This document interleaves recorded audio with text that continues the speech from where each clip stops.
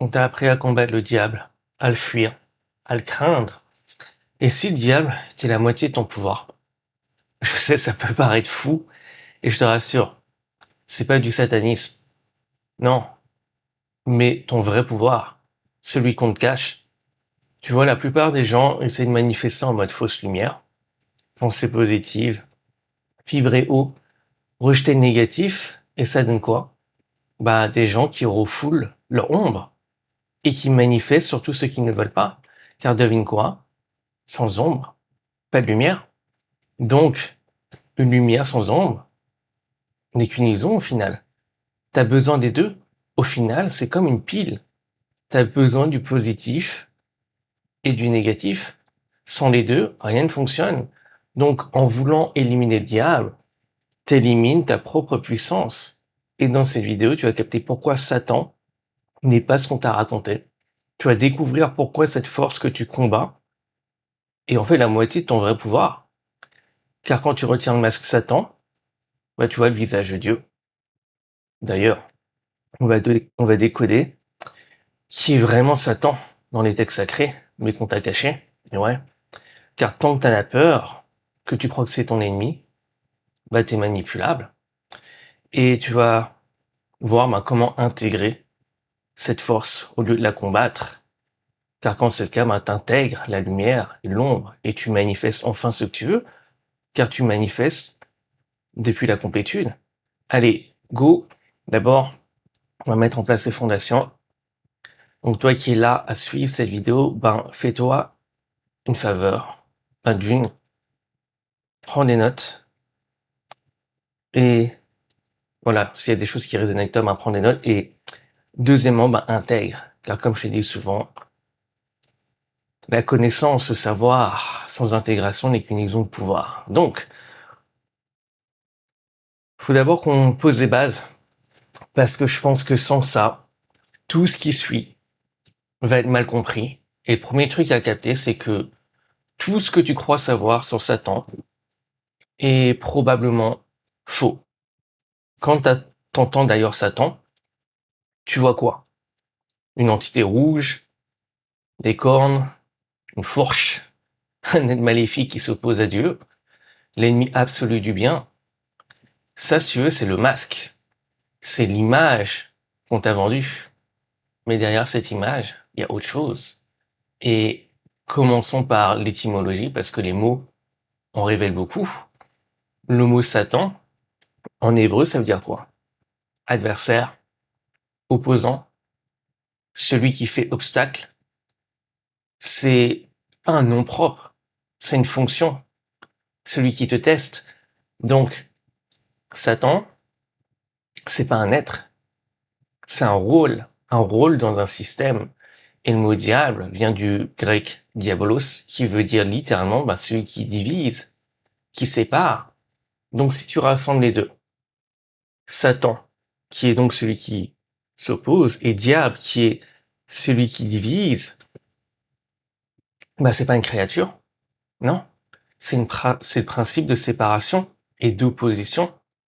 Et maintenant, pose-toi une question. Est-ce que la séparation est mauvaise?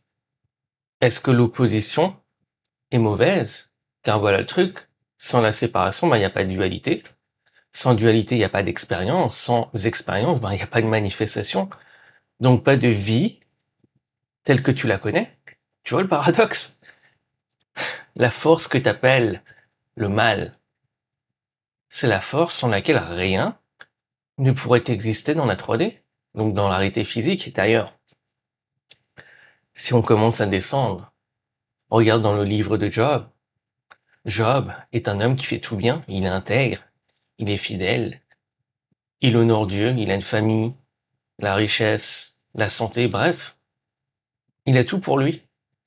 C'est le gars dont tu dis, lui, il est aligné. Et pourtant, Satan apparaît. Mais il apparaît où? C'est ça le truc. Devant Dieu, pas dans un enfer, devant Dieu. Et il lui dit un truc du genre, évidemment que Job te vénère, tu lui as tout donné, retire-lui tout, et tu verras. Et devine quoi? Dieu lui donne la permission. Et là, Job perd tout.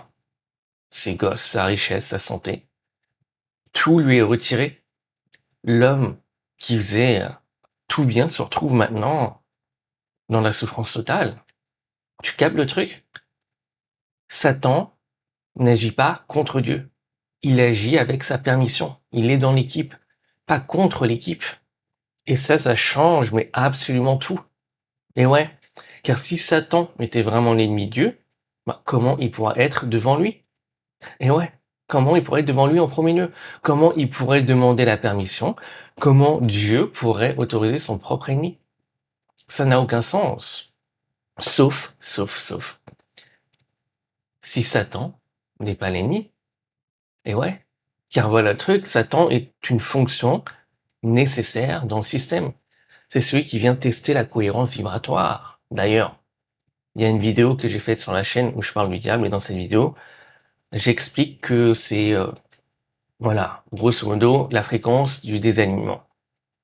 Je répète car je fais un peu le boucher, la fréquence du désalignement. Donc la voix intérieure qui te fait douter, qui te sépare de ta vraie nature. Et c'est le cas, mais ça c'était plutôt le premier niveau, car aujourd'hui on descend encore plus profond. Car dans un instant, on va répondre à pourquoi cette force existe-t-elle, que tu le veuilles ou non, d'ailleurs. Et qu'est-ce qui se passe quand tu arrêtes de la combattre? Donc, je notais certaines choses avant qu'on passe à la section suivante et qu'on fracasse tout. Donc,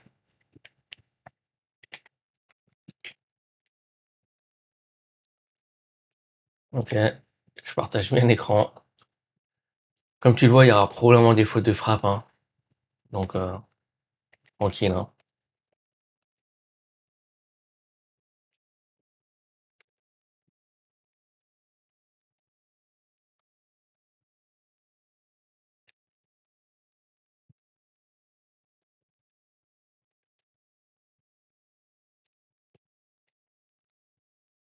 Diabolos, Diabolos monte.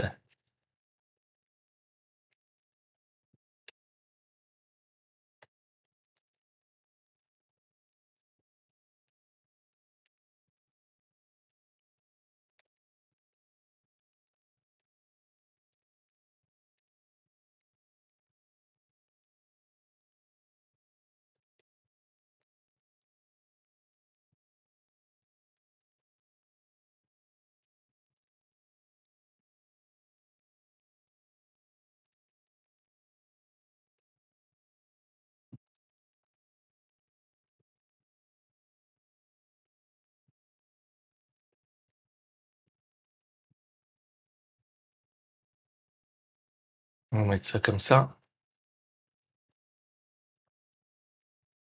Je pense qu'on est good pour... Ouais, donc section 1. Donc là, section 2. Et ouais, pas de lumière sans ombre. D'ailleurs, on va mettre ça sur une page dédiée. Ça pas de distraction.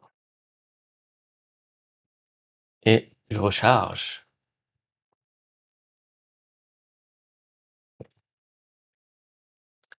Et j'imagine, hein, si t'as vu la vidéo sur l'attention, t'as capté ce qui s'est passé pendant cette gorgée. Donc, pas de lumière sans ombre. Maintenant qu'on a retiré sur la première couche du masque, faut capter pourquoi Satan ne peut pas ne pas exister. Ouais. Pourquoi on a cette force de séparation? Et pour ça, on va parler d'électricité. Prends une pile. Donc une pile a deux pôles, un positif et un négatif. Si tu retires le pôle négatif, il se passe quoi? Et ouais, plus rien. Le courant ne passe pas. Pas de courant, pas de lumière, pas d'énergie, rien, nada. Et voilà le truc. Personne dit que le pôle négatif est mauvais. Personne dit qu'il faut l'éliminer. Parce que tout le monde sait que sans lui, le circuit, fonctionne pas. Et ouais, les deux pôles sont nécessaires, les deux pôles sont la même énergie, juste dans des directions différentes. Et c'est exactement ce que les hermétistes ont formulé il y a des millénaires avec la loi de polarité.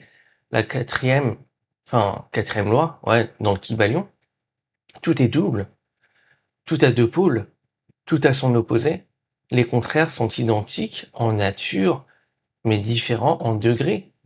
Donc, le chaud et le froid, au final, c'est quoi? C'est la même chose, c'est de la température, juste des degrés différents. À quel moment exact le chaud devient froid?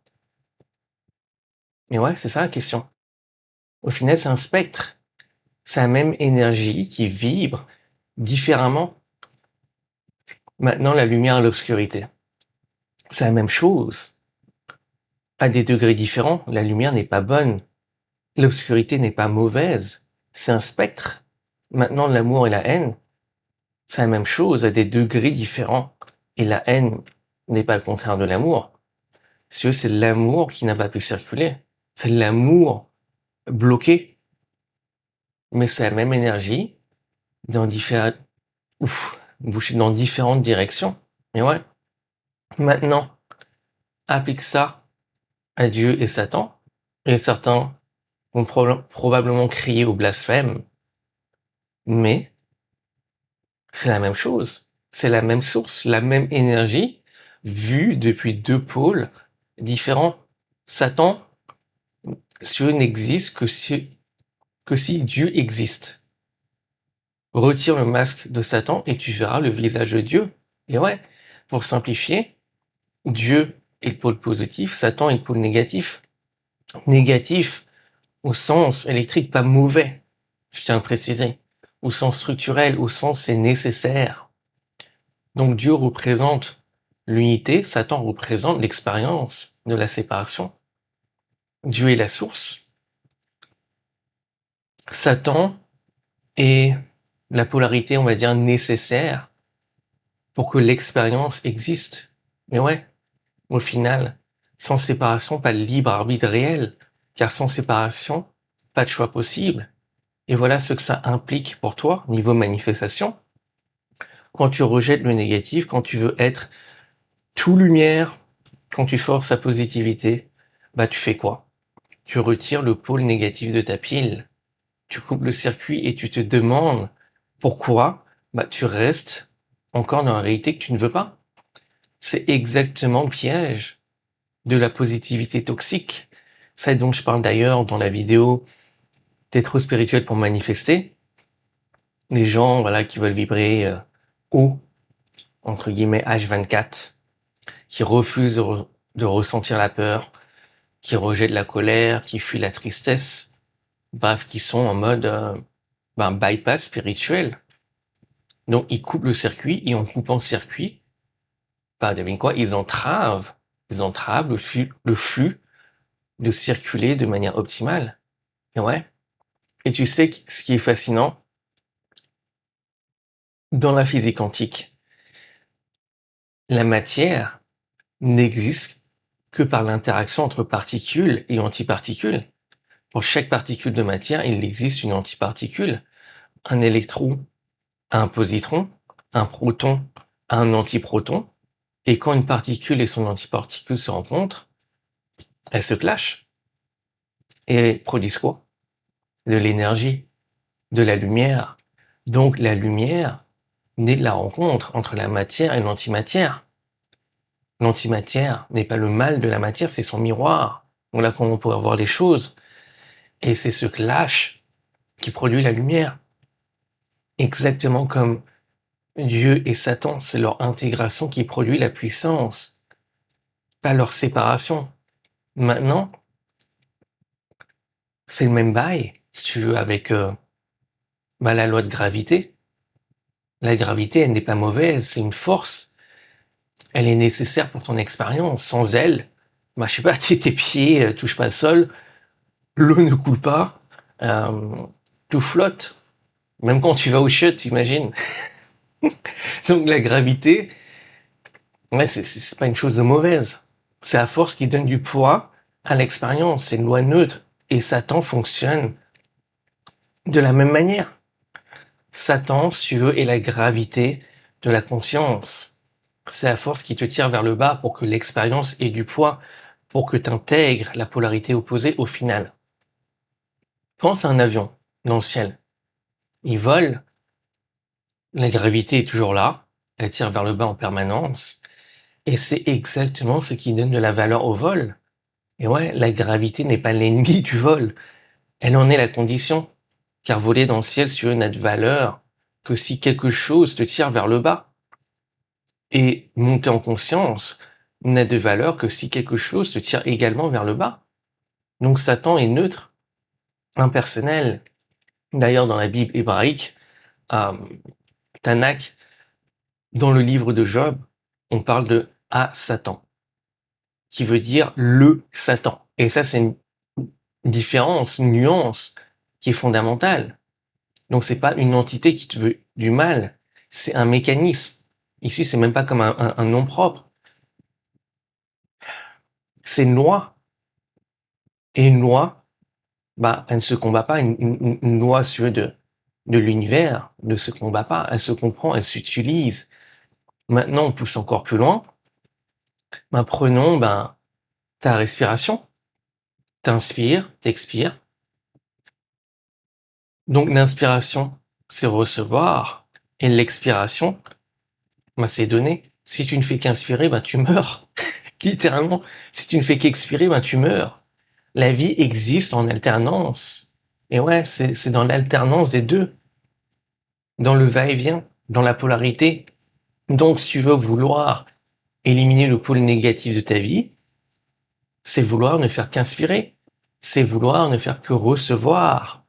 C'est vouloir la lumière sans l'ombre, le jour sans la nuit, l'été sans l'hiver. C'est structurellement impossible. Et le tenter, ben, au final, c'est exactement ce qui bloque ta manifestation.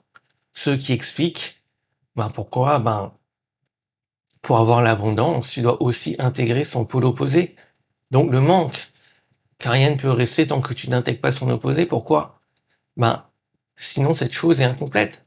Comment tu peux avoir l'abondance sans te libérer de la peur du manque? Mais ouais, ça fait pas de sens. Ah ouais. Donc, je vais noter certaines choses avant qu'on fracasse tout avec la section suivante. Et avant que je zappe. Donc, si tu veux intégrer tes deux pôles pour que ton circuit soit complet, si tu veux arrêter de manifester depuis... Ouf, je fais la bouchée. Si tu veux arrêter de manifester depuis la moitié de toi, ben, tu peux checker le lien dans la description. Il y a tous les infos pour qu'on bosse ensemble. Donc, qu'est-ce qu'on va pouvoir noter?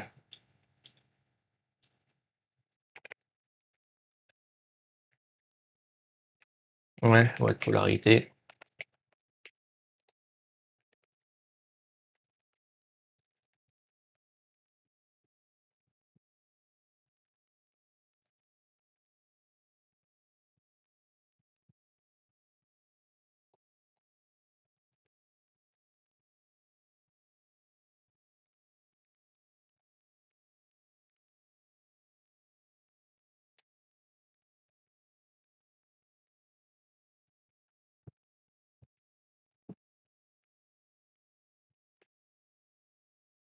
Ouais, différentes directions.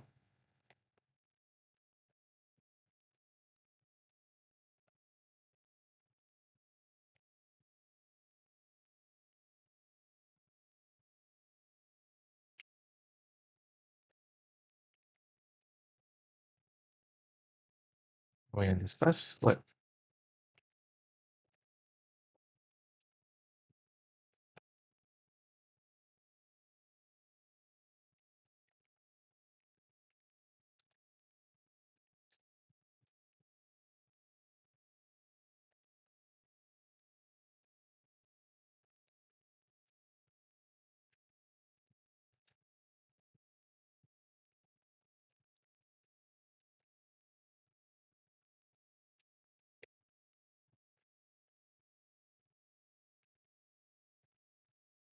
Ouf, négatif.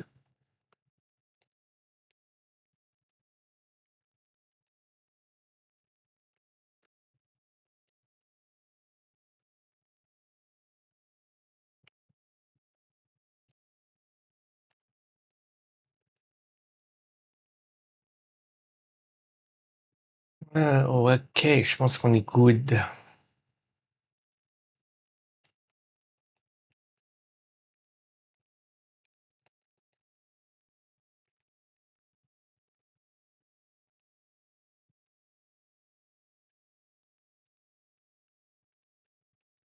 On va mettre ça sur une page dédiée.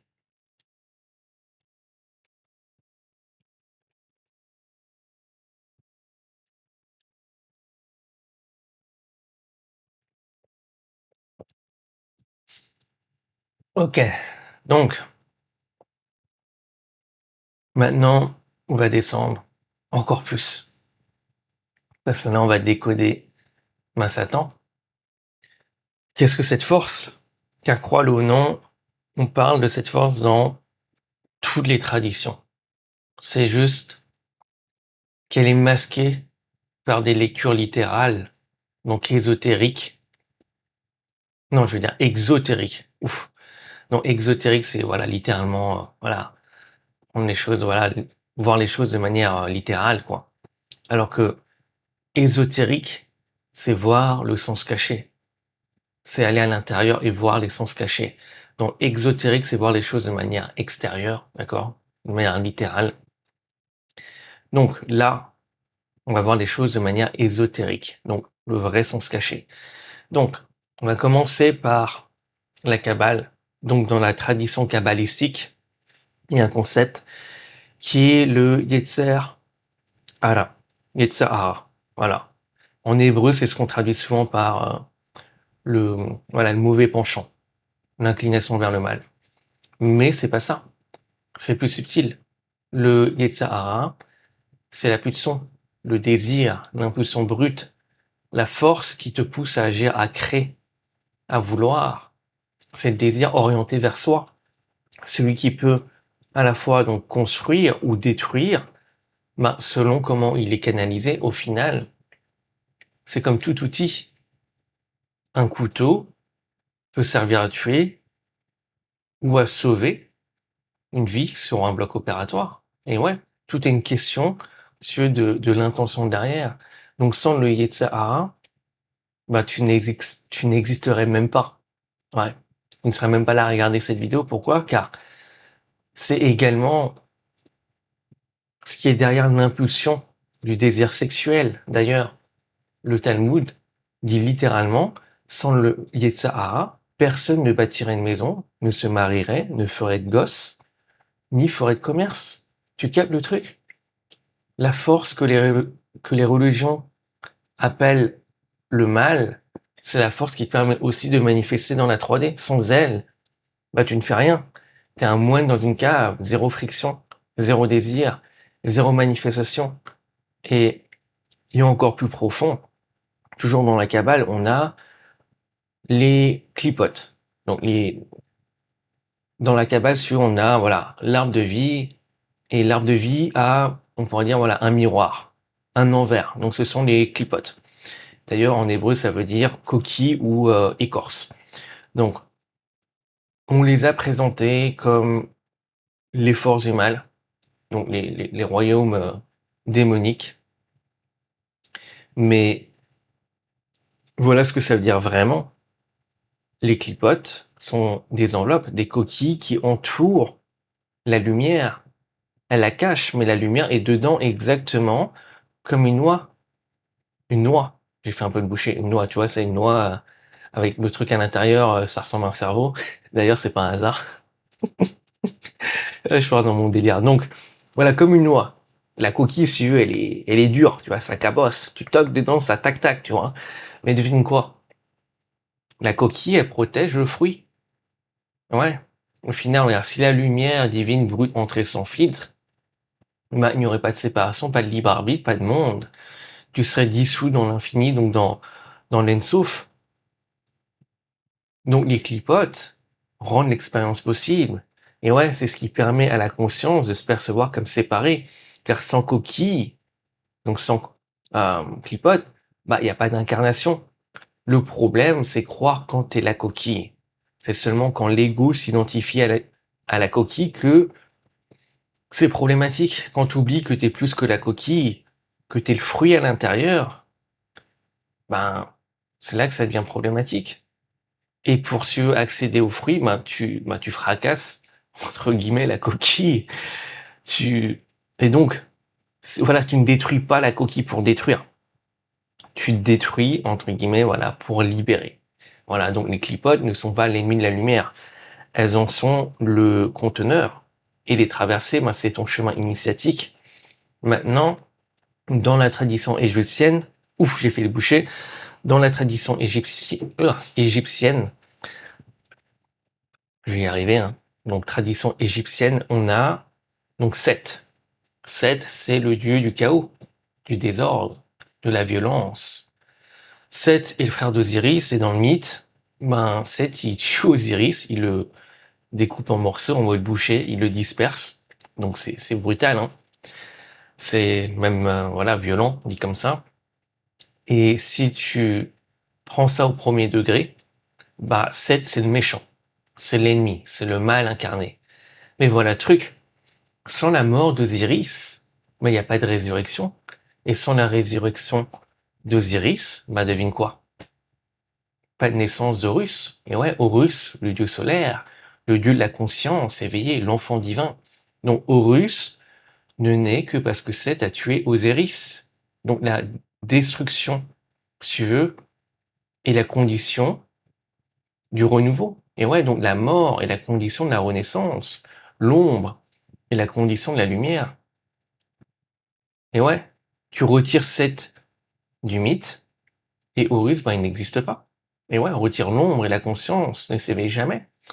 Et d'ailleurs, c'est exactement ce qu'on a, plus ou moins dans la Genèse, avec le fameux serpent. Et ouais, le fameux serpent. D'ailleurs, j'en parle dans la vidéo sur le diable. C'est la vidéo où, le titre, je crois, c'est voilà, ferme la gueule au diable, un truc comme ça. Peut-être que ça changeait, qui sait. Enfin bref. Donc le serpent dans la Genèse, c'est le serpent qui tente Ève, le serpent qui fait tomber l'humanité, le méchant, mais regarde. Qu'est-ce que le serpent fait exactement? Il offre la connaissance. Il dit, vos yeux s'ouvriront et vous serez comme Dieu, connaissant le bien et le mal. Le serpent n'a pas menti. Contrairement à ce qu'on pense, le serpent n'a pas menti. Leurs yeux se sont ouverts, ils ont accédé à la connaissance de la dualité, ils sont entrés dans l'expérience. Sans le serpent, il n'y a pas de chute d'Éden. Sans chute, il n'y a pas de retour conscient. Et c'est pour ça que dans les traditions initiatiques, le serpent n'a jamais été le vilain. Il a toujours été le catalyseur. Et ouais, si on va dans les traditions védiques, le serpent, c'est Kundalini. Et ouais, l'énergie enroulée à la base de la colonne vertébrale qui monte, voilà, à travers les chakras quand tu t'éveilles.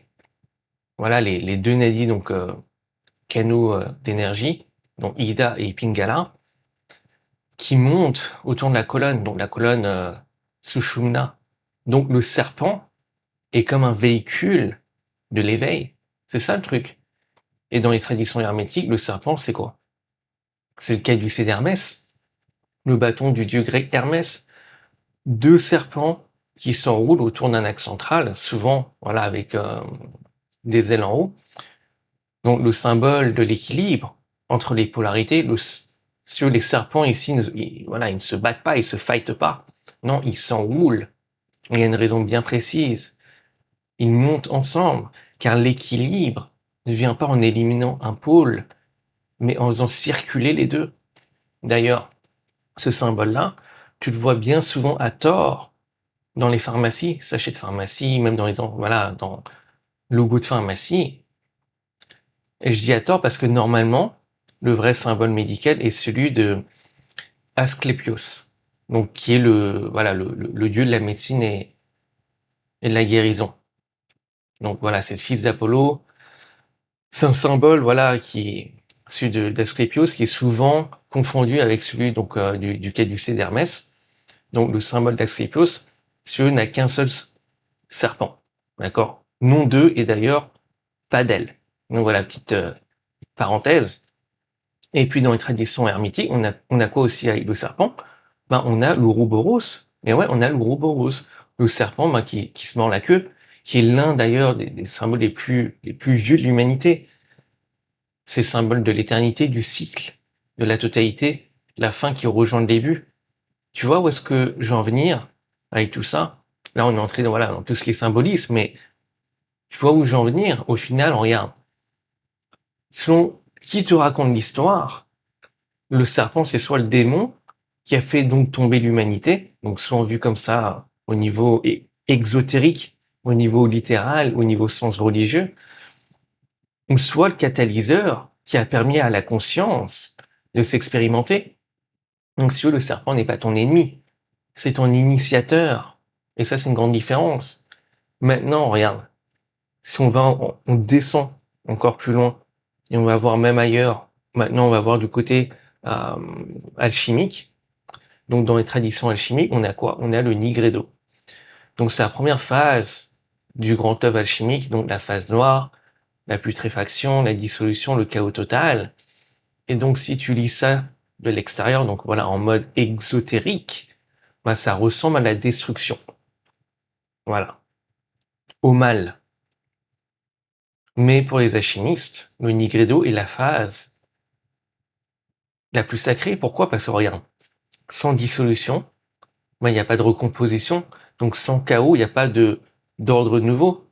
Sans mort de l'ancienne forme, pas de naissance de l'or, au final. Pas de résurrection sans mort de l'ancien. Et ouais. Donc la phase noire précède toujours la phase dorée, c'est le processus. Et dans ta life, les moments les plus sombres, les effondrements, les crises, bah, c'est ton nigredo. Et si tu traverses, bah, au lieu de fuir, bah, l'or est de l'autre côté. Et ouais. Donc le nigredo, d'ailleurs, voilà, tu le vois littéralement partout, constamment, dans le monde. D'après toi, pourquoi les guerres, c'est exemple même de pourquoi, voilà, certains, voilà, poussent la guerre. Et ouais, quand ils pensent, franchement, on pourrait aller grave, grave loin. Mais je vais pas ouvrir une parenthèse, sinon, ça, voilà, la durée de la vidéo va être trop longue. Mais bon, voilà. Maintenant, voilà, si on bascule du côté des traditions hindoues, on a qui? On a Shiva. Donc Shiva est le destructeur, le troisième de la Trimurti. Brahma crée, Vishnu préserve, et Shiva détruit. Bam, bam, bam, tu vois. Et on pourrait se dire, ben, que Shiva, voilà, c'est le méchant, c'est le destructeur, c'est le méchant, quoi. Mais Shiva ne détruit pas par malveillance. C'est ça la nuance. Il détruit ce qui n'a plus lieu d'être. Ce qui est devenu rigide, ce qui bloque le flux. Ah ouais, sans Shiva, bah, rien de nouveau ne peut naître. La création style, elle se fige, elle meurt. Donc la destruction est la condition de la création, pas son ennemi, son partenaire. Tu vois le pattern, le schéma, Kabbale, Égypte, Genèse, alchimie, hindouisme, toutes les traditions disent plus ou moins la même chose. La force négative, la force sombre, la force que tu appelles le mal n'est pas l'ennemi. C'est pas l'ennemi de Dieu. Elle est incluse en Dieu. Elle est une fonction de Dieu. Elle est le pôle négatif du circuit divin. Et sans elle, ben, le circuit ne fonctionne pas. Le système ne fonctionne pas. Et ouais. Donc, on va noter certaines choses. Et je vais augmenter un peu la clim parce qu'il fait un peu lourd. Donc,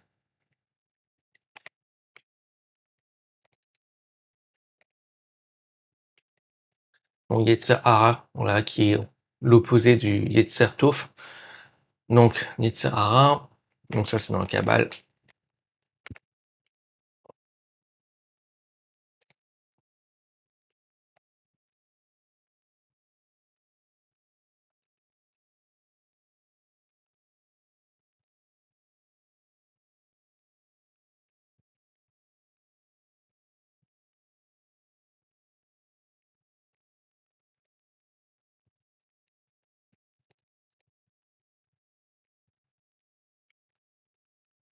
Donc voilà, Yetzer Hara, qui voilà, peut voir comme voilà la force du désir orienté vers toi, alors que Yetzirov qui est plutôt, voilà, le désir qui est, voilà, orienté de la conscience. Ouais, voilà qu'on pourrait voir les choses.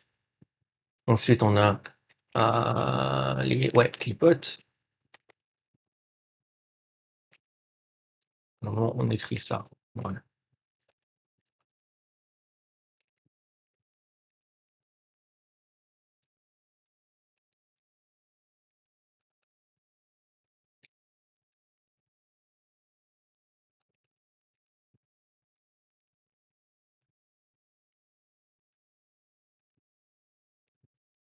Ok.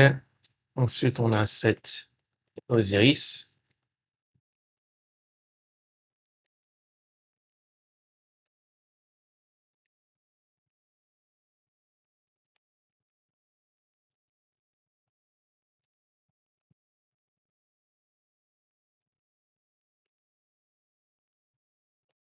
On va faire ça comme ça. Horus.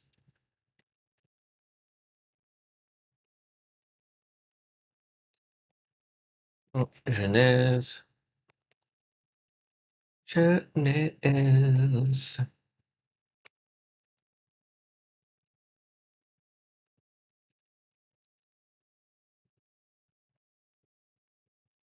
Voilà, maintenant on a Kundalini,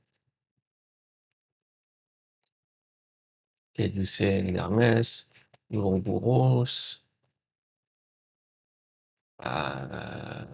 Wanigredo, et on a dit Shiva. Ouais. Donc, voilà.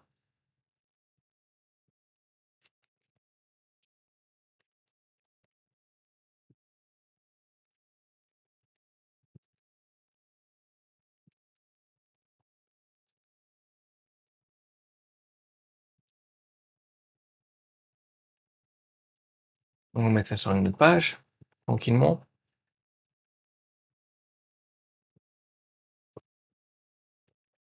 Donc,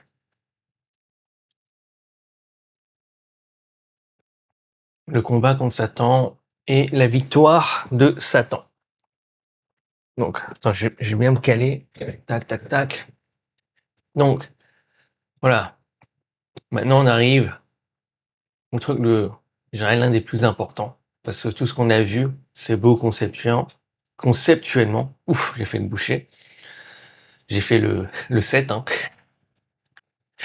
Mais, au final, qu'est-ce que ça change pour toi? C'est beau conceptuellement, mais qu'est-ce que ça change pour toi?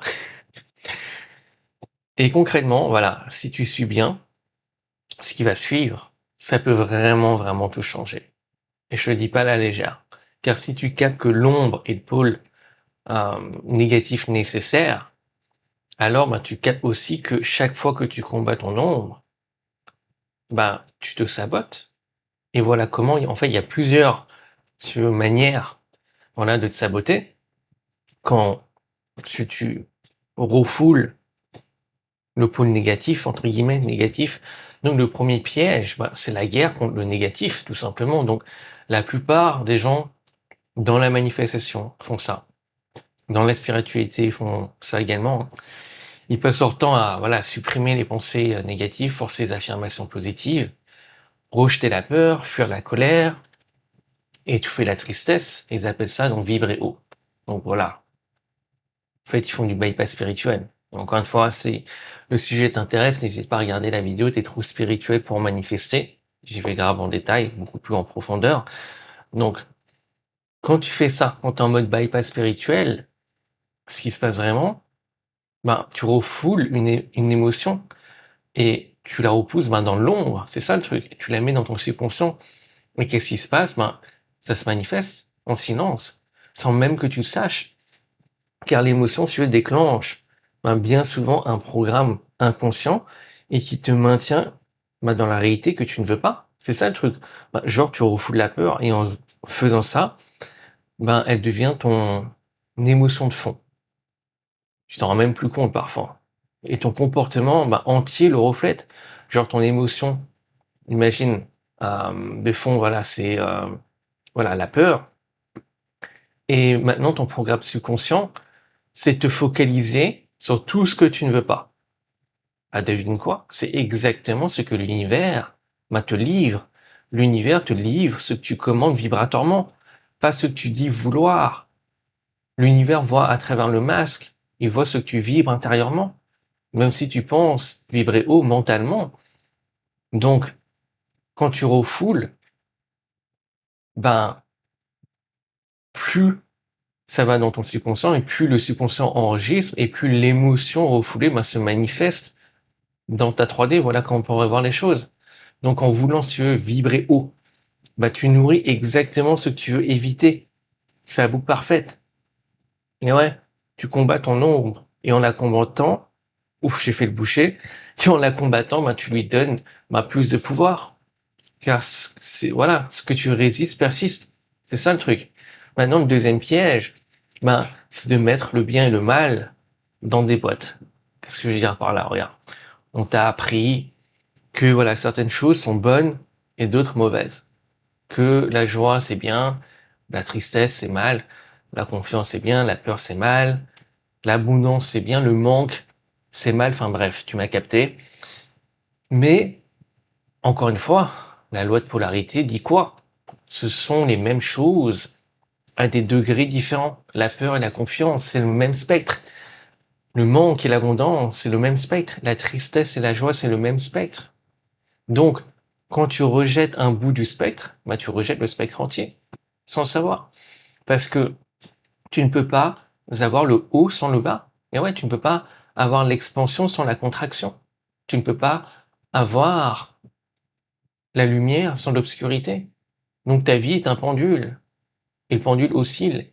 C'est sa nature. Vouloir qu'il reste en haut, c'est nier sa nature. Et nier ta nature, c'est la définition même du désalignement. D'ailleurs, si le sujet du pendule t'intéresse, n'hésite pas à regarder la vidéo dédiée. Ta vie est un pendule. Ouais, je pense que c'est le bon titre. Maintenant, le troisième piège, c'est le paradoxe du combat spirituel. Et celui-là, il est vicieux. Parce que regarde ce qui se passe quand tu combats le diable, tu divises. Tu crées un camp du bien et du mal, un moi lumineux et un moi sombre. Donc tu sépares. Et le diable, c'est quoi? Et ouais, c'est Diabolos, celui qui divise. Et en combattant le diable, tu fais exactement ce que le diable fait. Tu divises. Tu deviens le diable en essayant de le combattre. Et ouais, c'est ça le piège. L'un des pièges qui est, voilà, les plus sournois. Plus tu luttes contre la séparation, plus tu crées de la séparation, plus tu rejettes l'ombre, plus tu incarnes le principe même de l'ombre, la division. Donc le combat contre Satan est la victoire de Satan. Parce que le combat lui-même est la séparation. Et la séparation, c'est littéralement sa définition. Et ouais, la seule façon, si tu veux, de vaincre Satan, c'est d'arrêter de le combattre. C'est de l'intégrer. Car ce qui est intégré, n'a plus besoin de se manifester comme ennemi. D'ailleurs, tu sais qui avait capté ça? Et là, on va descendre dans le récit de Jésus dans le désert. Ouais. Donc Jésus avait capté ça. Matthieu 4, Jésus, il est conduit dans le désert pendant 40 jours. Et Satan vient de tenter avec trois propositions, donc 3 deals. Et avec ces 3 tentations, c'est exactement les 3 formes du piège. Donc première tentation, Jésus, il a faim. Au final, voilà, 40 jours sans guerrier, voilà. Et Satan lui dit, voilà, si tu es le fils de Dieu, ordonne, voilà, que ces pierres deviennent des pains, tu vois.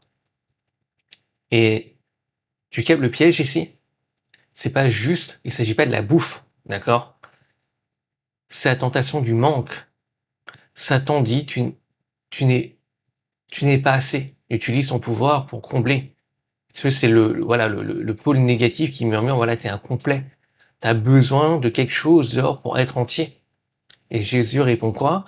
L'homme ne vivra pas de pain seulement, mais de toute parole qui sort de la bouche de Dieu. Et donc, en traduction vibratoire, ésotérique, c'est je ne suis pas incomplet. Ma source de complétude n'est pas extérieure. Le manque que tu me montres n'est pas réel, c'est une illusion. Et donc, il refuse, voilà, le deal du manque. La deuxième tentation, c'est quand Satan l'emmène au sommet du temple et lui dit, si tu es le fils de Dieu, jette-toi en bas et les anges te porteront. Voilà, parce que, voilà, un truc dans le genre. Donc, ici, c'est la tentation de la preuve. prouve que Dieu est avec toi, montre à la 3D que tu es ce que tu dis être. Et c'est exactement le piège dont je parle souvent. Chercher la preuve dans la 3D au lieu d'être la preuve. Et Jésus répond quoi? Tu ne tenteras pas le Seigneur ton Dieu. Et ici, la traduction ésotérique, c'est je n'ai pas besoin de la réalité, me confirme qui je suis déjà. Et ouais, je me demande, voilà, je ne demande pas à la 3D de valider mon état intérieur. Donc voilà, évidemment, il refuse le deal. Troisième tentation, c'est quand Satan l'emmène sur une haute montagne et il lui montre tous les royaumes du monde et il dit un truc, voilà, je te donnerai tout ça si tu te prosternes devant moi. Ça, c'est quoi? Ça, c'est la tentation du faux Dieu. C'est le deal ultime. Tu gagnes tout à l'extérieur, mais tu perds à l'intérieur. Tu obtiens les royaumes, mais tu te soumets. D'ailleurs, c'est exactement le mécanisme dont je parle dans la vidéo sur les faux dieux. Donc, tu obtiens un bénéfice et en échange de ton trône, c'est ça le truc. Tu obtiens un bénéfice, mais tu échanges ton trône. Littéralement, tu es à genoux, tu vois. Donc, Jésus répond quoi? Il lui dit, tu adoreras ton Seigneur, ton Dieu, et tu le serviras lui seul. Donc, en traduction ésotérique, ici, c'est rien d'extérieur ne vaut ma connexion à la source. Je ne négocie pas mon alignement. Et ouais. Donc maintenant, regarde. Regarde ce que Jésus ne fait pas. Il ne combat pas Satan.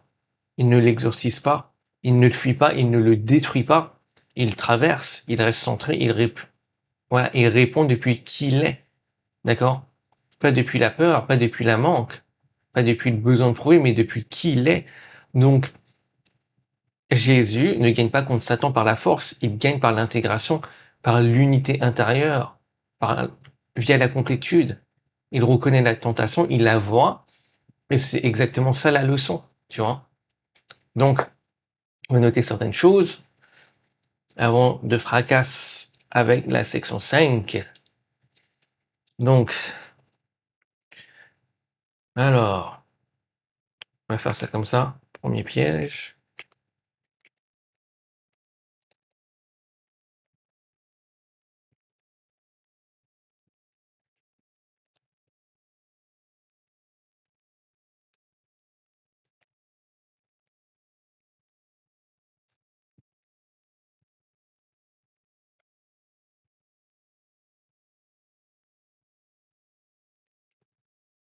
Ouais, mais s'ancre, c'est encore mieux.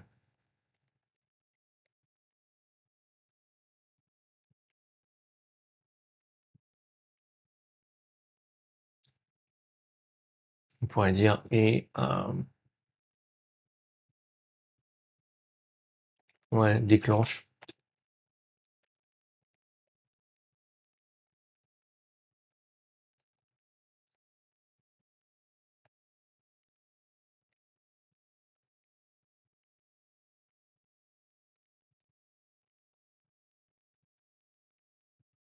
Deuxième,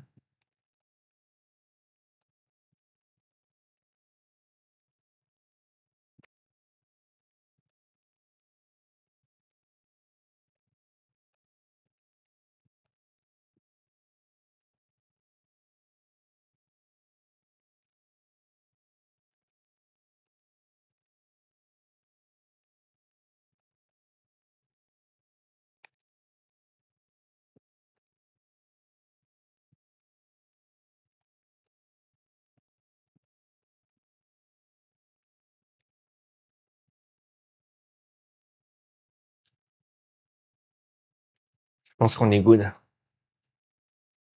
Hop. Pourquoi il me fait ça?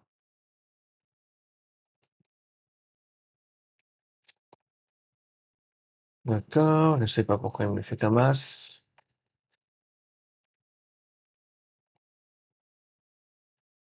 Hum, Moi, je serais pas dire. Il y a un truc qui bug. Donc,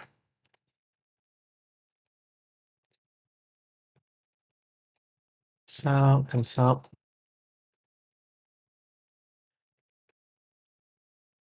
Voilà, je suis en mode.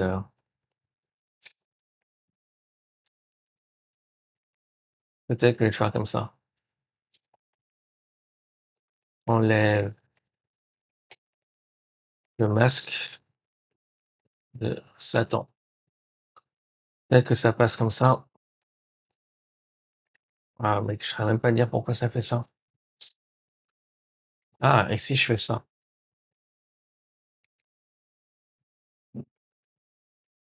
Boum. Voilà. Maintenant, comme ça devrait marcher. Donc, on enlève le masque de Satan. Ah, voilà. Donc, là, on va descendre encore plus. Donc, on enlève le masque de Satan. Là, c'est vraiment sur le cœur de la vidéo. D'ailleurs, je recharge.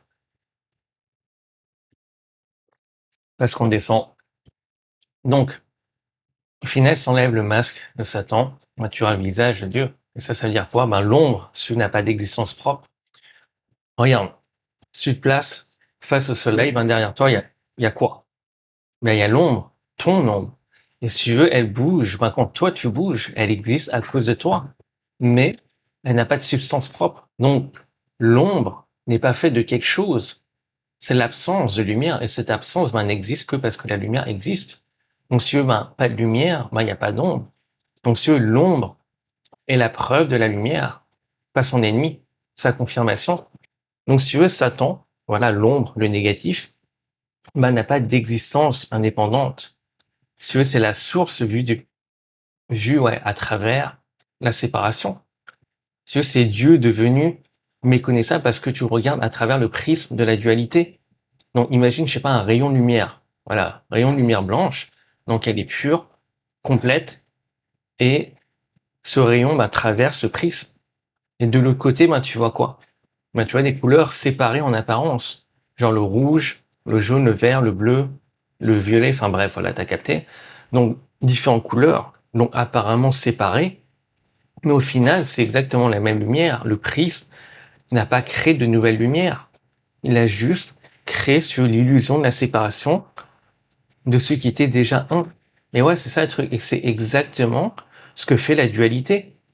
Si la source est une, donc quand tu regardes à travers le prisme de la 3D, ben, tu vois des polarités. Genre bien, mal, lumière, ombre, Dieu, Satan, mais c'est la même source. Et ouais. Donc le prisme n'est pas créé par Satan. Et ouais, non. Il a juste révélé un pôle de ce qui a toujours été un. C'est ça le truc. Plutôt, en fait, non. Le prisme n'a pas créé Satan. Je crois que j'ai dit le prisme n'a pas créé Satan. Mais c'est le prisme n'a pas créé, le prisme n'a pas créé Satan. Ouf. Là, il tente de recharger. C'est ouais, je crois que j'ai dit le prisme n'a pas été créé par Satan, alors que c'est le prisme n'a pas créé Satan. Ouf, voilà. En mode boucher désactivé. Donc, regarde, au final, Satan n'est pas l'opposé de Dieu. Donc Satan n'est que Dieu devenu méconnaissable à travers la séparation. Et ouais, c'est ça le truc. Donc le masque de Satan, c'est la forme que prend la vérité quand ton ego refuse encore de la voir. Et ouais, genre voilà, la peur, le manque, la honte, la jalousie, ben t'appelles ça l'ennemi. Mais au final, c'est la même source, juste vue depuis l'autre pôle. Donc voilà, si tu te demandes, voilà, pourquoi au final, tu as cette possibilité de te croire séparé. Voilà comment on pourrait dire les choses. Bah parce que sans cette possibilité, bah, tu n'aurais pas la possibilité de te retrouver. Et ouais, c'est ça le truc. Si tu ne pouvais pas te perdre, ben tu ne pourrais pas te choisir. Tu n'aurais pas de libre arbitre réel. Si tu veux, la séparation est une condition nécessaire pour la conscience devienne consciente d'elle-même. Et ouais, c'est ça le truc. La séparation est une condition pour que la conscience devienne consciente d'elle-même. Donc Satan incarne la possibilité de te croire séparé. C'est la force qui murmure, voilà, tu n'es pas Dieu, t'es séparé, t'es seul, pour que tu puisses un jour répondre, je suis celui qui est. D'ailleurs, le je suis celui qui est, peut-être que ça te rappelle, hein, j'en ai parlé dans la vidéo sur les 10 commandements. Donc c'est voilà l'Exode, dans voilà 3.14, c'est Dieu qui se nomme à Moïse, le Ayé HLAYé. Je suis celui qui suis, la conscience pure qui se reconnaît elle-même. Et cette reconnaissance, si tu veux, elle n'a de valeur que si tu avais la possibilité de l'oublier. Sans l'oubli, bah il y a pas de souvenir. Sans la chute d'Éden, bah il y a pas de retour conscient. Donc sans Satan, bah il y a pas de libre arbitre. Et sans libre arbitre, bah il y a pas de manifestation consciente, car pas de choix. Donc la source, si tu veux, permet un libre arbitre. En fait, elle permet un libre arbitre réel pour que l'expérience soit réelle. Et ouais.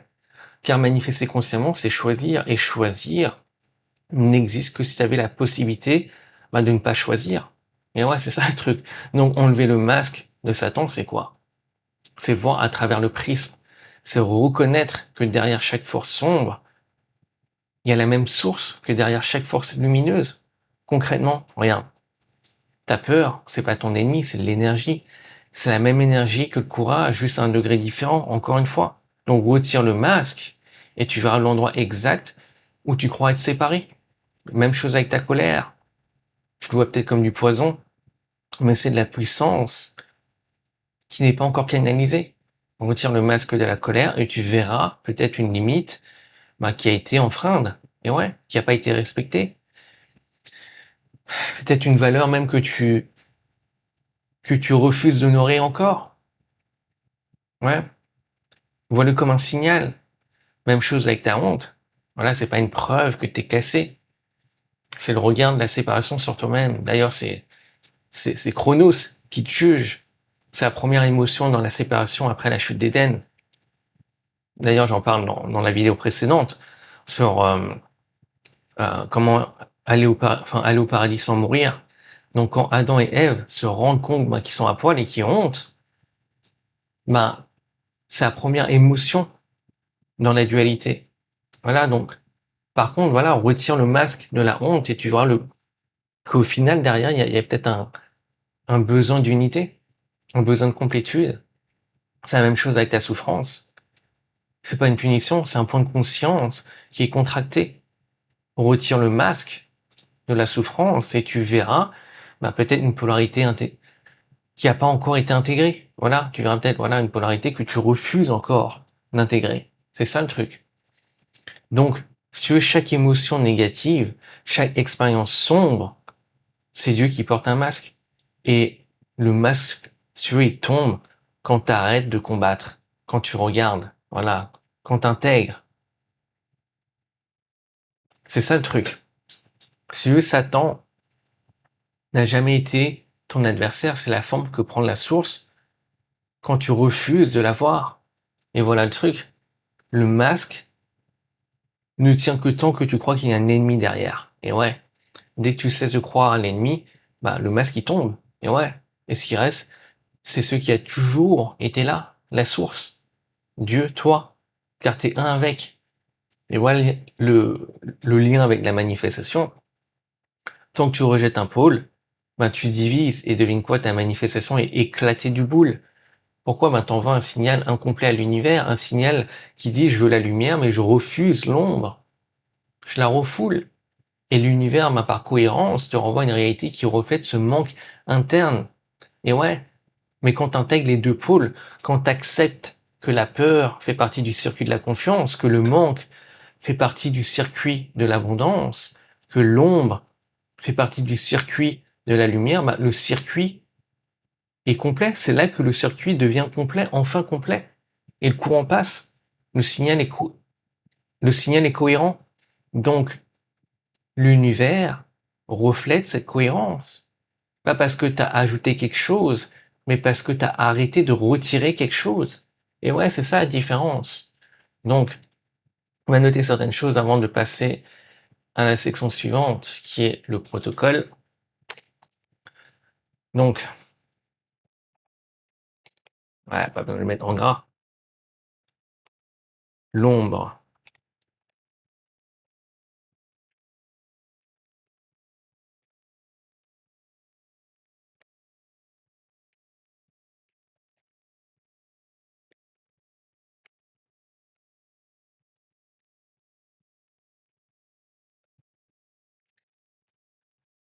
suis en train de penser à un truc, là, c'est mon délire, mais il y a peut-être certains qui disent, ah, mais pourquoi tu mets Satan comme un nom propre avec une majuscule, genre tu le vénères et tout.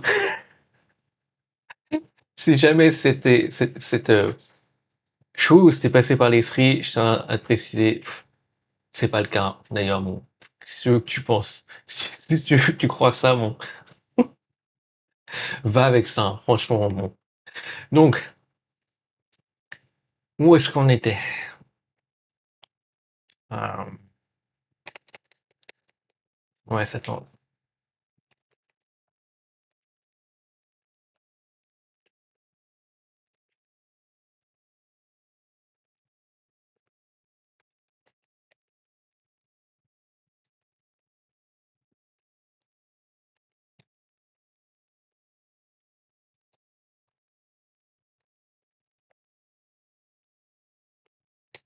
Ok.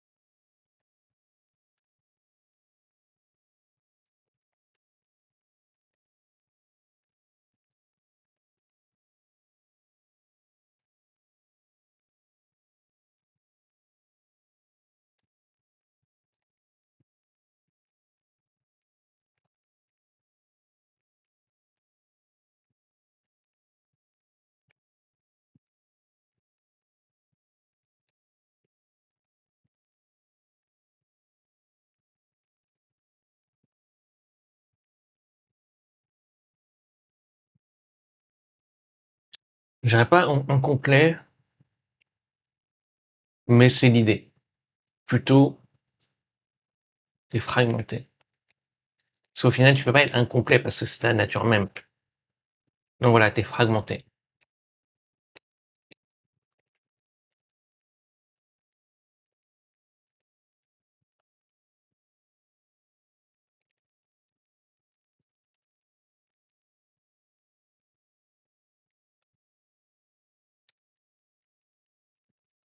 Ok.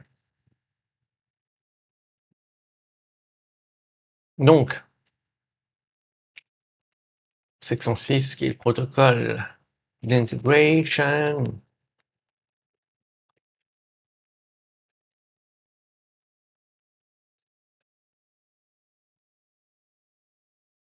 Tac. Ça comme ça. Est-ce qu'on met ça sur notre page? Non. Je pense qu'on est good.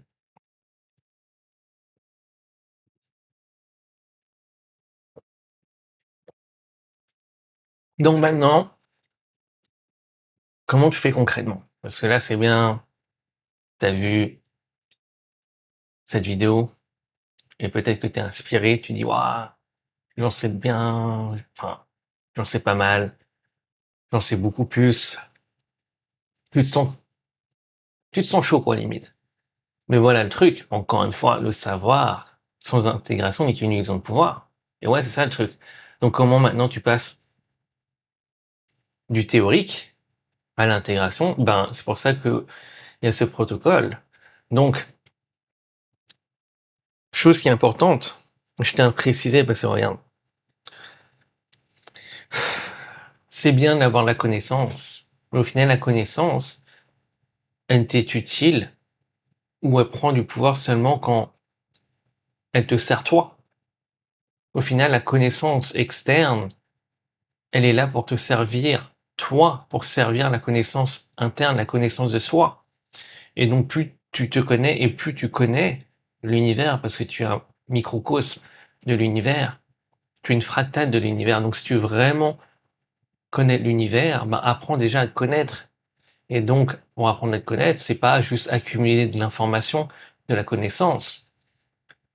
C'est intégrer cette connaissance pour mieux te connaître. Et ouais, c'est ça le truc. Donc, la première étape, c'est d'identifier ton pôle. Parce qu'au final, regarde, tu peux pas intégrer ce que tu ne vois pas. Et la plupart des gens, ben, ne voient pas ce qu'ils rejettent. Tu vois, parce que le rejet, pour certains, est devenu automatique. Genre, Au final, regarde, tu as été programmé pour rejeter certaines émotions. Voilà, programmé, bon, je sais pas si c'est le bon mot, mais voilà. Genre, regarde, la peur, la honte, la tristesse. Tu as dit que c'était négatif, que c'était pas bien. Donc, tu as fait quoi? Bah, tu as refoulé. Et ce que tu as refoulé, bah, n'a pas été intégré. Donc, l'énergie ne circule pas de manière optimale. Donc, maintenant, regarde ce que tu fais de plus, parce que tu dis fuir, d'accord? Enfin, plutôt, regarde ce que tu fuis le plus, d'accord? Pas ce que tu dis fuir. Donc, c'est vraiment une question de ce que tu fuis vraiment. Et demande-toi, bah, quelle émotion, par exemple, tu refuses de ressentir. Donc là, tu fuis. Quelle chose négative tu refuses de voir en face. Là, tu fuis. Quel aspect de toi tu n'oses pas montrer. Là, tu fuis. Tu te fuis toi-même. Qu'est-ce que tu juges chez les autres? Parce que là aussi, tu fuis. Regarde le truc. Quand tu juges une personne, c'est souvent que tu refuses de voir quelque chose en toi. C'est ton ombre projetée. Et l'ombre projetée à l'extérieur et le pôle rejeté à l'intérieur. Et ouais, donc l'ombre projetée à l'extérieur et le pôle rejeté à l'intérieur. Je dis parce que j'ai fait un peu le boucher, le 7. Donc, étape 2, c'est reconnaître le pôle comme le tien. Et ouais, quand tu dis que c'est pas moi, ben, le pôle, ben, reste dans l'ombre. Et ce qui reste dans l'ombre, ben, te contrôle depuis le subconscient. C'est le principe d'ailleurs de la possession que je parle dans la vidéo dédiée sur la possession. Je crois que le titre c'est tu veux te laisser posséder, tu veux te laisser posséder pour manifester, je crois. Donc, au final, ce que tu refuses de reconnaître comme tien, ben, te possède. Parce que la part de toi que tu as entre guillemets exilée, ben, elle revient en force à travers des schémas répétitifs. Donc, quand tu identifies le pôle rejeté, ben, maintenant, on reconnaît simplement que cette force, elle est en toi, même si elle est déplaisante. Cette force, elle est en toi, sinon elle pourrait même pas être là. Tu vois ce que je veux dire? Elle est en toi. Donc, tu ressens voilà la honte, la colère, la peur, ben ça fait partie de toi, d'accord? C'est déjà en toi. Donc ici, il ne s'agit pas de te juger, mais il s'agit en fait de reconnaître. Parce que la reconnaissance recommence quand tu retires, tu commences. Ouais, donc la reconnaissance, en fait, si tu veux, c'est vraiment le début euh, du fait de retirer le masque. Parce que quand tu reconnais que ça vient de toi, ben tu sais que tu peux faire quelque chose. Et ouais, parce que maintenant, ça ne te dirige plus de manière inconsciente. Tu sais que c'est en toi, donc tu sais que si c'est en toi, que c'est quelque chose que tu peux également transmuter.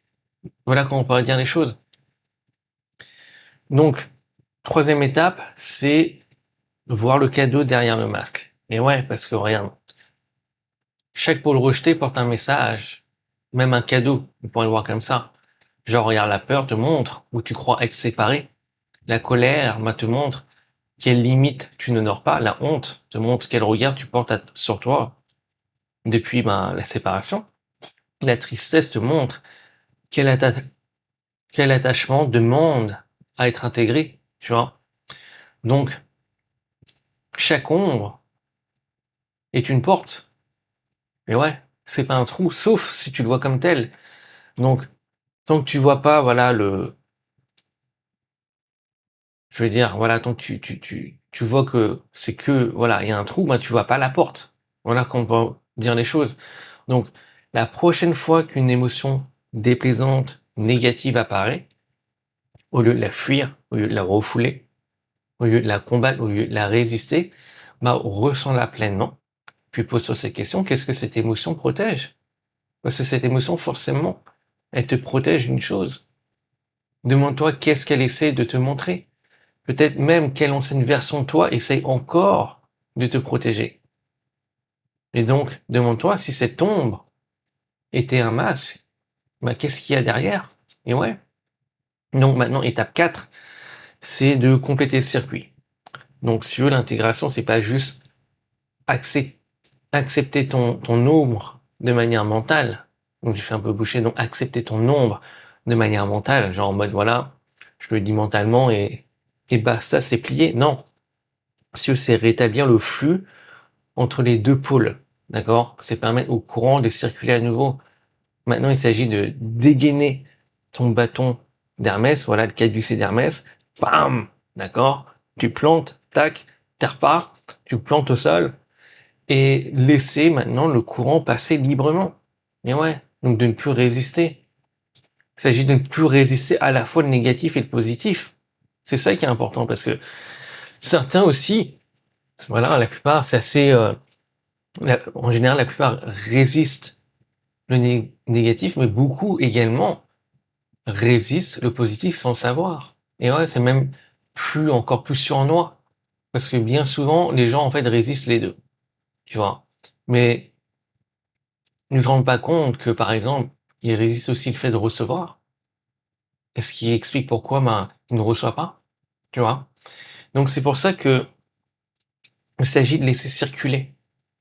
De laisser les deux pôles être là. Donc, quand tu transmutes, en fait, tu te rends compte qu'il n'y a plus de séparation, que les deux pôles, en fait, c'est la même chose. C'est ça le truc. Voilà, ici, transmuter, c'est vraiment voilà, de voir les choses de manière, voilà, de, de, de, de voir les choses à travers la séparation, parce que c'est là que tu te rends compte que c'est exactement la même chose. Voilà. Donc, par exemple, voilà, quand tu sens la peur, la fuis pas, ne la résiste pas. Tu n'as pas à t'identifier non plus avec. Tu n'es pas la peur, tu es la conscience qui observe la peur. Et cette conscience contient les deux pôles, la peur et le courage. Donc, laisse circuler les deux pôles sans vouloir résister à une. C'est ça le truc. Intègre. Genre, je sais pas, hein, ressens la peur, sans laisser le programme automatique tourner, reconnais l'ombre, d'accord? Il reste dans la lumière, donc reconnais la peur, mais tu peux également, voilà, reconnaître que le courage est également, est déjà en toi. Donc, accueille sur le pôle négatif sans quitter le positif. Voilà comment on pourrait voir les choses. C'est ça, compléter le circuit. Il ne s'agit pas de choisir un camp, c'est de tenir les deux. L'intégration se fait vraiment quand tu contiens les deux. Et quand c'est le cas, voilà, les émotions négatives que tu appelles voilà, négatives, déplaisantes, cessent de te submerger, elles te traversent. Ça ne veut pas dire que tu ne les ressens pas, non. Mais elles ne restent plus refoulées. Elles ne restent plus maintenant dans le subconscient, cachées. Donc elles ne restent plus bloquées, elles circulent. Et quand elles circulent, ton signal maintenant est cohérent. Et l'univers reflète cette cohérence. Maintenant, la cinquième étape, c'est vivre un circuit complet. Au final, l'intégration n'est pas un événement, c'est une pratique. Tu vois ce que je veux dire? Donc, le circuit a besoin d'être maintenu, car l'ancien réflexe, c'est quoi? C'est la division, c'est la séparation. C'est encore refouler un pôle. Donc, au final, tu as passé des années à séparer les pôles, tu vois, positif, négatif, la peur, le courage, l'amour, le rejet, l'abondance, le manque. Et bien souvent, tu rejettes même les deux pôles. C'est ça le truc. Donc, chaque jour, observe tes jugements sur toi, sur les autres. Au final, chaque jugement est un signal. Il te dit, voilà, ici, tu divises encore. Ici, tu rejettes encore un pôle. Et chaque fois que tu prends, voilà, que tu en prends conscience, que tu juges, voilà, que tu juges, j'ai fait un peu le boucher, au lieu de rejeter, reconnais. Reconnais que cette chose que tu juges, existe aussi en toi. Sinon, tu pourras même pas le percevoir. Tu pourras même pas le voir chez une personne. Ou même chez toi. Quand tu te juges toi-même. Donc, ce pôle, ce que tu refuses, fait partie de ton circuit. C'est ça le truc. C'est peut-être pas confortable, mais c'est exactement là que les choses se débloquent. Parce que c'est là que l'énergie commence à circuler. Et d'ailleurs, le jugement n'est pas quelque chose de mauvais en soi. Regarde, tant que tu es dans la 3D, tu as un corps, donc tu as un ego. Tant que tu as un ego, tu as la perception de la séparation. Donc tu juges. Le jugement est seulement sur le problématique quand il est inconscient et gratos. tu vois? C'est ça le truc. Que ce soit le jugement sur les autres ou de toi-même. Mais quand il est conscient, bah, c'est un miroir et c'est un miroir qui est extrêmement puissant parce que ce miroir te révèle les choses que tu ne peux pas voir sans les autres, tu vois? Au final, on a tous des angles morts et on peut seulement voir ces angles morts via le miroir des autres. Donc, quand tu te prends à juger, déjà ne juge pas parce que ça, c'est voilà, ça maintient la boucle, mais c'est de reconnaître ben, quelle est l'opportunité derrière, quelle est la chose que tu peux intégrer, quelle est la chose que tu n'as pas encore intégrée, quel est le pôle que tu n'as pas encore intégré, c'est ça le truc.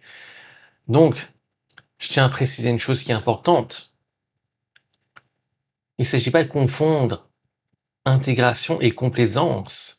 Sur intégrer ton ombre ne veut pas dire devenir ton ombre. Et voilà, qu'est-ce que je veux dire par là? Regarde. Ça veut pas dire, voilà, je suis ma peur, donc je fuis.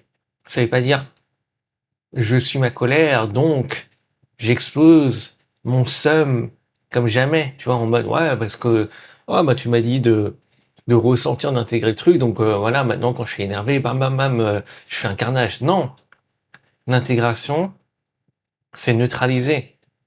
C'est par exemple voilà avoir la peur en toi, donc savoir que tu contiens voilà aussi le courage et agir en alignement, pas en mode voilà j'ai peur donc je fuis, tu vois, donc parce que c'est comme ça que je l'intègre. Non, c'est choisir ce qui est, on va dire, ce qui te sert toi, dans le contexte de ce que tu veux manifester, dans le contexte de tes désirs, c'est ça le truc. Parce qu'au final, regarde, est-ce que tu penses que ça va t'aider de dire, ok, ben, pour moi, intégrer la colère, c'est ok, je ressens la colère, j'explose, bam, bam, bam, tu vois? Non. Ou est-ce que, ah, pour moi, la peur, c'est ok, je ressens la peur et je fuis, tu vois? Non, c'est pas ça. C'est pas ça.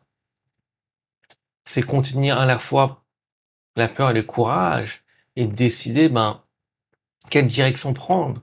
C'est ça le truc. Et ouais,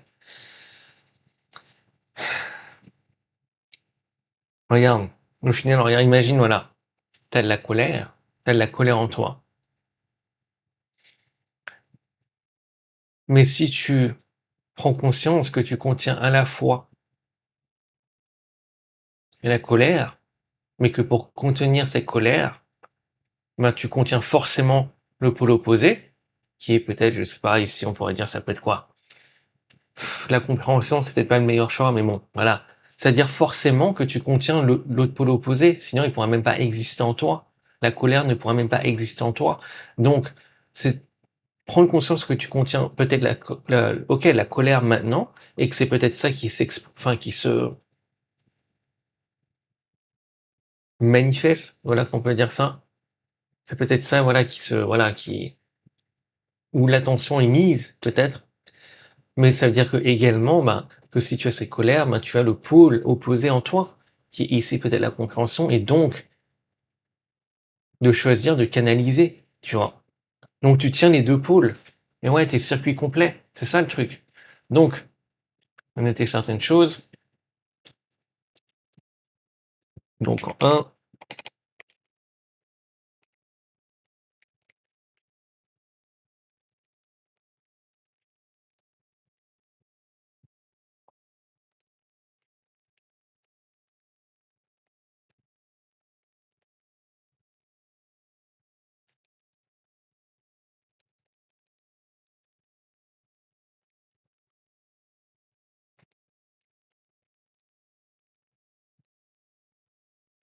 ok.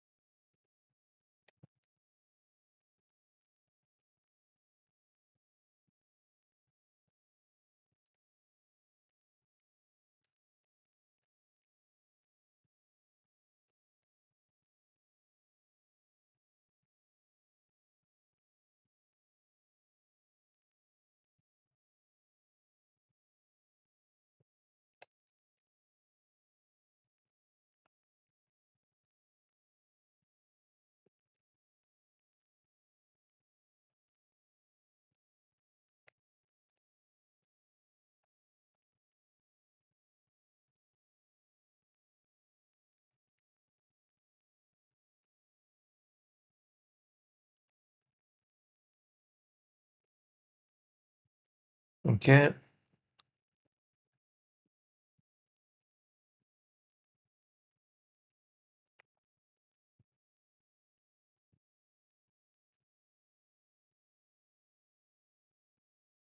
Donc, je pense qu'on est good. Ah, je tentais de remonter ça comme ça. Ouais. Donc, ça évite d'être sur notre page. Donc voilà. Maintenant, tu sais, Satan n'a jamais été ton ennemi. Il a toujours été le miroir de ta division. Parce que c'est la forme que prend la source quand tu la regardes à travers la séparation. Donc, le masque du diable, c'est l'illusion que le négatif est le problème. Mais le négatif n'est pas le problème, c'est la moitié de ta solution. Et tant que tu le combats, bah, tu nourris ce que tu combats. Mais ouais, ton circuit reste coupé, incomplet, et l'énergie ne circule plus. Donc ta manifestation est éclatée, et tu restes dans la réalité que tu ne veux pas. Donc enlève le masque, intègre les deux pôles, laisse le courant passer. Ouais. Car le jour où tu cesses voilà, de diviser, le jour où tu cesses voilà, de combattre ton ombre, bah, c'est aussi le jour où tu accèdes à ta puissance complète. Et ouais, tu contiens les deux pôles. Et c'est là où ta réalité commence à changer. C'est là que tu avances dans la direction de ta réalité désirée. Enfin voilà, c'est tout. À la prochaine. Ciao, ciao.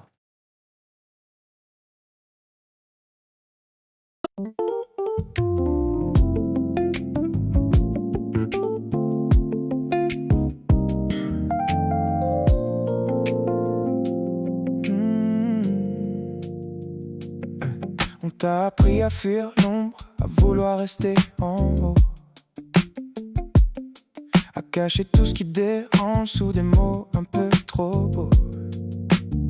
Tu veux vibrer que la lumière t'efface tout ce qui fait mal, mais tu coupes dans ton circuit sans comprendre le signal. Tu rejettes une moitié de toi en pensant toucher le ciel, mais sans le pôle que tu refuses, y a plus rien qui devient réel. Tu veux briller sans la nuit, respirer sans expirer, mais la vie tient dans les deux, pas dans ce que tu veux nier. Tu combats ton reflet, tu l'appelles ennemi, mais c'est la même lumière vue depuis l'autre angle ici. Enlève le masque et regarde derrière, ce que t'appelais le diable, c'était Dieu à l'enfer. Enlève le masque, y'a jamais eu de camp, c'est la même source qui joue dans deux versants.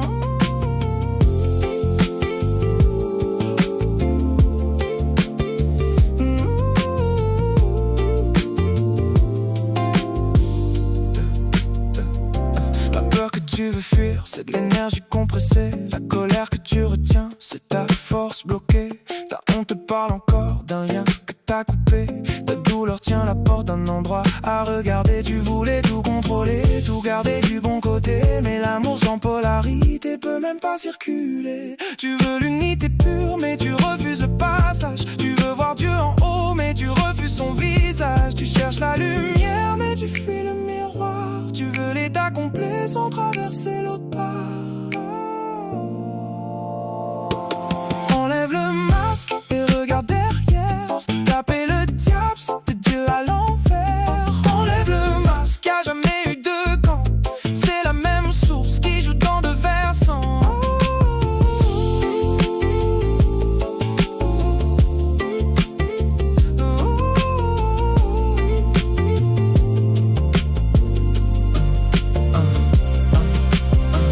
Devient deux, crée le jeu, crée le choix et tu reviens à toi. Tu divises, tu oublies, tu rassembles, tu vis.